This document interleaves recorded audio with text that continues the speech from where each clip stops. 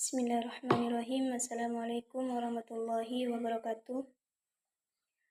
Perkenalkan, nama saya Ainatus Sakinah dari Fakultas Ekonomi Program Studi Manajemen, Kampus Universitas Nahdlatul Ulama, Kalimantan Barat. Baik, di sini saya ingin menyerahkan tugas ujian akhir semester dengan mata kuliah Islam Nusantara. Di sini soal yang pertama yaitu jelaskan bagaimana kajian fikih yang berkembang di Nusantara dipengaruhi oleh konteks budaya dan tradisi lokal. Berikan contoh spesifik penerapan fikih lokal yang masih relevan hingga saat ini. Jawabannya adalah kajian fikih yang berkembang di Nusantara dipengaruhi oleh konteks budaya dan tradisi lokal karena Islam datang ke wilayah ini dengan pendekatan dakwah yang inklusif dan akomodatif terhadap kearifan lokal.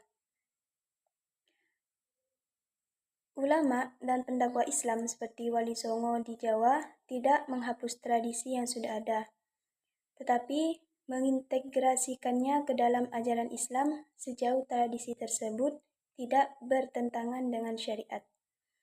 Hal ini menciptakan bentuk fikih lokal yang khas yang sering disebut sebagai fikih al-aruf atau fikih berbasis tradisi. Pengaruh budaya dan tradisi lokal. Contoh penerapan fikih lokal yang masih relevan. Yang pertama yaitu tahlilan. Tradisi tahlilan yaitu doa bersama untuk orang yang telah meninggal selama 3, 7, 40 atau 100 hari adalah salah satu contoh praktek fikih lokal yang bertujuan mendoakan arwah dengan cara yang sesuai dengan tradisi setempat. Praktek ini awalnya bertujuan untuk menggantikan tradisi Hindu, Buddha yang bersifat ritualistik dengan ajaran Islam. Soal yang kedua, dalam konteks Islam Indonesia, Islam Nusantara, bagaimana kearifan lokal digunakan untuk menyesuaikan keputusan hukum Islam dengan kebutuhan masyarakat. Diskusikan pentingnya pendekatan ini dalam menjaga harmoni sosial.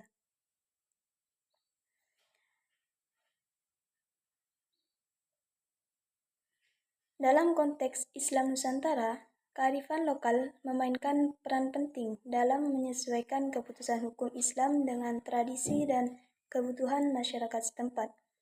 Pendekatan ini dikenal sebagai proses tafsir kontekstual, di mana prinsip-prinsip universal Islam diterapkan dengan mempertimbangkan adat istiadat, budaya, dan nilai lokal.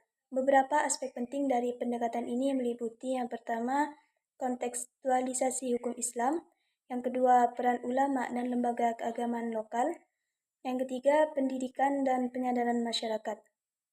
Pentingnya pendekatan ini untuk harmoni sosial yaitu menghindari konflik sosial, melestarikan keanekaragaman, yang ketiga, mendukung stabilitas sosial. Soal yang ketiga yaitu sebutkan dan jelaskan 3 tantangan ulama yang dihadapi Islam Nusantara dalam menghadapi globalisasi dan radikalisme. Bagaimana pendekatan Islam Nusantara mampu menjadi solusi atas tantangan terbesar?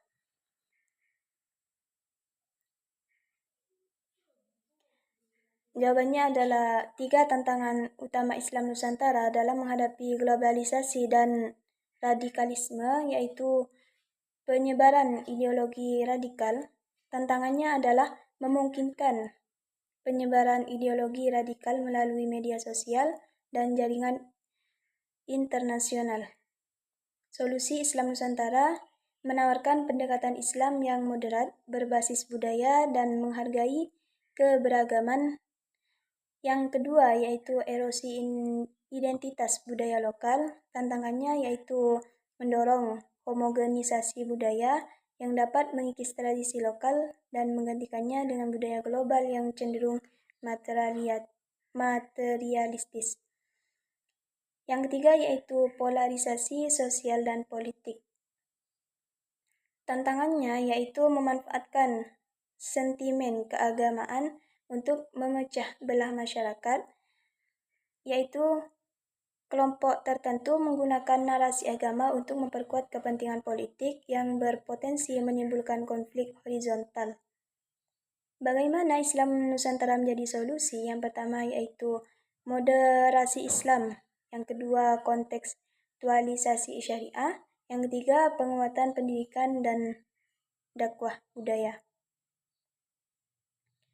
Soal yang keempat yaitu bagaimana Islam Nusantara telah membangun hubungan yang harmonis antara ajaran Islam dan semangat nasionalisme di Indonesia, serta berikan contoh nyata peran ulama atau santri dalam memperkuat hubungan tersebut.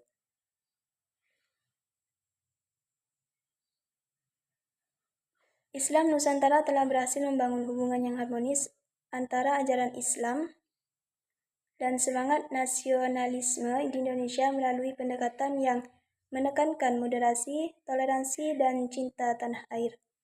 Islam Nusantara memahami bahwa nasionalisme tidak bertentangan dengan Islam, melainkan sejalan dengan prinsip rahmatan lil alamin yang menghargai keberagaman dan kedaulatan suatu bangsa. Cara Islam Nusantara membangun harmoni Islam dan nasionalisme yaitu integrasi nilai keislaman dan kebangsaan, peran ulama sebagai pemimpin spiritual dan sosial ulama Islam Nusantara seperti Kiai Haji Hashim Asy'ari dan Kiai Haji Wahid Hashim. Yang ketiga yaitu pendidikan yang berbasis moderasi dan kebangsaan pesantren. Sebagai salah satu pilar Islam Nusantara, mendidik santri untuk menjadi pemimpin yang tidak hanya paham agama tetapi juga memiliki kesadaran nasionalisme. Peran utama santri dalam memperkuat hubungan Islam dan nasionalisme yaitu Resolusi Jihad 1945, peran santri dalam pembangunan bangsa, Hari Santri Nasional. Dan dapat saya simpulkan yaitu Islam Nusantara telah membuktikan bahwa ajaran Islam dapat bersanding harmonis dengan semangat nasionalisme melalui peran ulama, santri, dan pesantren. Islam Nusantara tidak hanya menjaga nilai-nilai keislaman, tetapi juga memperkokoh persatuan bangsa. Pendekatan ini menjadikan Islam Nusantara sebagai model keberagaman yang inklusif, moderat, dan relevan untuk Indonesia yang beragam. Soal yang kelima yaitu jelaskan strategi yang dapat dilakukan oleh Islam Nusantara untuk menghadapi ancaman radikalisme di era modern dan berikan contoh implementasi strategi tersebut di kehidupan nyata. Islam Nusantara mengedepankan strategi komprehensif untuk menghadapi ancaman radikalisme di era modern. Strategi ini berlandasan moderasi, inklusivitas, dan penghargaan terhadap budaya lokal, yang menjadikan Islam sebagai agama rahmatan lil alamin. Ini ada beberapa strategi utama yang dapat diterapkan beserta contoh implementasinya. Yang pertama yaitu pendidikan dan literasi keagamaan. Strateginya yaitu mengajarkan pemahaman Islam yang moderat melalui pendidikan formal dan non-formal seperti pesantren, madrasah, dan komunitas dakwah. Meningkatkan literasi digital untuk memfilter informasi keagamaan yang bersumber dari ideologi radikal. Contoh implementasinya yaitu pesantren Tebu Ireng dan pesantren lainnya mengajarkan Islam yang toleran dan mencintai kebangsaan. Kampanye digital oleh NU dan Muhammadiyah melalui media sosial untuk meluruskan pemahaman Islam yang keliru seperti penyebaran konten keislaman yang moderat dan toleran.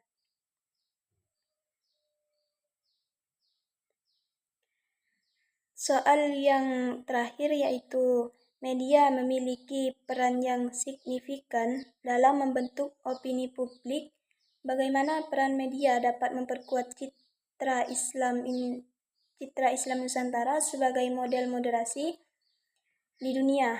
Sebutkan juga dampak negatif yang mungkin timbul jika media digunakan secara tidak bijak. Peran media dalam memperkuat citra Islam Nusantara sebagai model moderasi Islam. Media memiliki kekuatan besar dalam membentuk opini publik dan memperluas jangkauan informasi. Islam Nusantara dapat memanfaatkan media untuk memperkuat citra moderasi Islam melalui langkah-langkah, yaitu menyebarkan narasi Islam moderat. Contohnya, produksi film dokumenter seperti Jejak Islam Nusantara yang menunjukkan bagaimana Islam beradaptasi dengan budaya lokal, ceramah online dari ulama moderat seperti Gus Baha atau Buya Syafi'i Ma'arif yang menonjolkan Islam sebagai agama rahmatan lil alamin. Contoh NU Online dan Muhammadiyah aktif mempublikasikan artikel dan video yang menekankan pentingnya moderasi Islam.